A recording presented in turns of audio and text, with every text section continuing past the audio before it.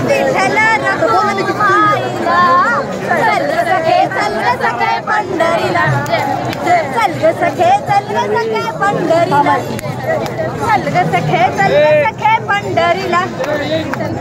खरं तर ही चल ग सखे पंढरीला म्हणताय, ही सखी केव्हापासून सामील झाली या वारीमध्ये? आळंदीपासून मी सामील आहे। आळंदीपासून सामील झाली आणि आता पंढरपूरकडे आलेली आहे।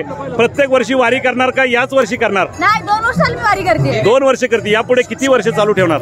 आयुष्यभर। आयुष्यभर जीव आहे तोपर्यंत मला पंढरीची मला सांगा माऊली, तुम्ही माहेरी आहात का सासर आहात? सासर अजून झालं नसेल का? झाले म्हणजे होणार, म्हणजे तुम्ही सासरला गेल्यावर वारी चालू ठेवणार? हो नक्की। वारकरी संप्रदाय मधलाच मुलगा करणार। वा क्या बात आहे। असा असला पाहिजे निश्चय, असा असला पाहिजे निश्चय।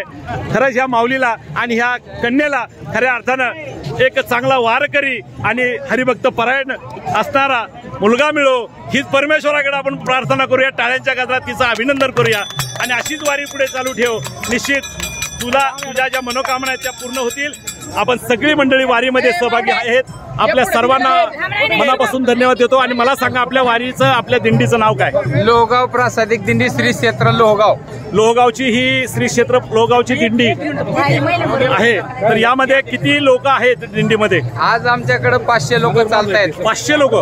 तर हे 500 लोकांचं नियोजन अगदी वेळेत कसं होतं शक्य? अगदी वेळेमध्ये आमचं नियोजन होतं। विनेकरांच्या माध्यमातून सूचना येतात, त्या सूचनेप्रमाणे पालन केलं जातं। पालन केलं करतो सगळं लोक। दुसरा एक महत्वाचा मुद्दा, या वारीमध्ये तुम्हाला प्रवास करत असताना अगदी सुरुवातीपासून आतापर्यंत कुठल्या प्रकारची बाधा वगैरे आली का? आम्हाला कुठल्याही प्रकारची बाधा आली नाही, कारण शेवटी आम्ही वारकरी आहोत सर्व। आमचं पाहणारा हे सगळं पांडुरंग आणि तुकाराम महाराज हे सगळे पाहणारे आहेत, त्यामुळे कसल्याही प्रकारची बाधा आम्हाला आलेली नाही। वा क्या बात आहे। म्हणजे तुमचं असं मत आहे, किती जरी समाज असला, किती जरी अपुरी अडचण असली किंवा पूर्ण नाही झाली तरी परमेश्वर पाहणार आहे। परमेश्वराचं लीला आघात आहे, परमेश्वराचा छत वर आहे आणि तो छत ऊन वारा पावसापासून संरक्षण करत आमच्या वारकऱ्यांना आता पांडुरंगाच्या दर्शनासाठी आणलंय। त्यामुळे सगळं काही वारी पाहून नेणारा तोच करता करवित आहे, ही भावना तुमच्या मनामध्ये आहे, बरोबर की? बरोबर आहे। वा, मग ह्याच भावनेने तुम्ही आता पांडुरंगाचं दर्शन करण्यासाठी आलात। तुमचं दर्शन लवकरात लवकर पूर्ण हो अशा प्रकारची शुभकामना व्यक्त करूया आणि सर्वांना जय जय रामकृष्ण हरी। धन्यवाद।